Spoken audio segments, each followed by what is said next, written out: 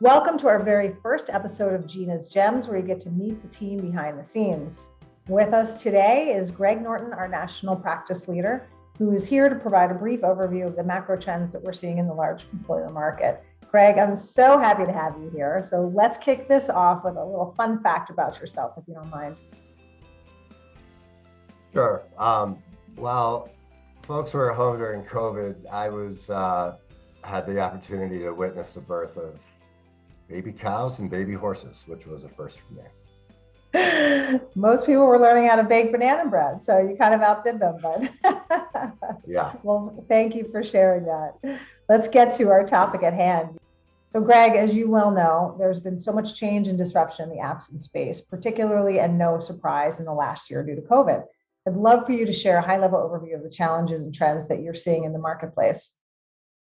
Sure. Thanks, Gina. There's a lot of trends, and that's the issue itself, all colliding. And there's three real themes that I think are driving employers to be more and more concerned about absence and pay more attention to it than they ever have. The pandemic itself obviously created a whole new dynamic with workers. The emergency acts that were passed, both at the local level, state level, also at the federal level, FCRA, and some of the paid leave laws that were passed as emergency acts. Many states have made them permanent, so it's changed the landscape of what time off employers offer. The other thing that's happened too is that employers have realized that work from home works in many cases. So they're seeing a massive shift in how they deploy their workforce, how many people work at home, how many people come into the office, and all that. So that's obviously changing how employers look at time off.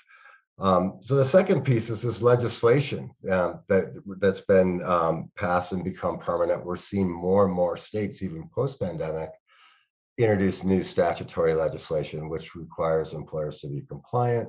You have more work from home employees, you have more states employees are working in, which requires more state compliance. So it becomes very complicated that way.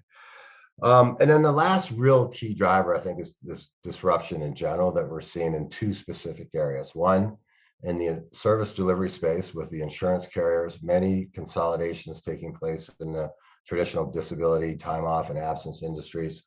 And then the second piece is technology itself transforming HRIT, like Workday and other cloud-based providers really coming onto the scene and become an integral part, of the time off equation. So employers have a lot to think about, Gene.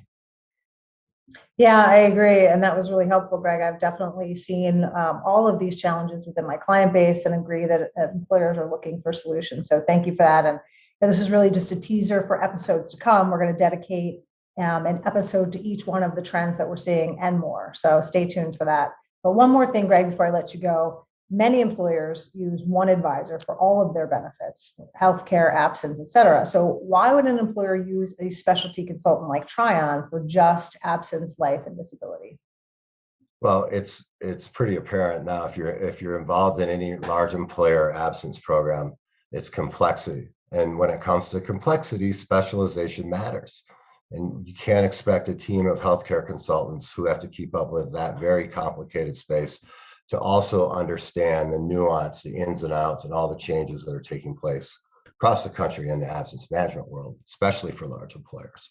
So specialization matters, and we see more and more large clients either use us in combination with our own teams or use us in combination with other consultants. So we can complement any team. Yep, absolutely. And I love the analogy that you used one time. For me, as someone who just had hip surgery, I wouldn't want a brain surgeon working on my hip or my hip surgeon working on my brain. So definitely agree, specialization matters. So thank you for being here. Appreciate all of your input. Stay tuned for future episodes where we're going to address the macro trends happening. Episode 2, which is coming next, will address DE&I, strategy and solutions. So we hope you'll come back and tune in. See you soon. Thanks again, Greg. Thank you.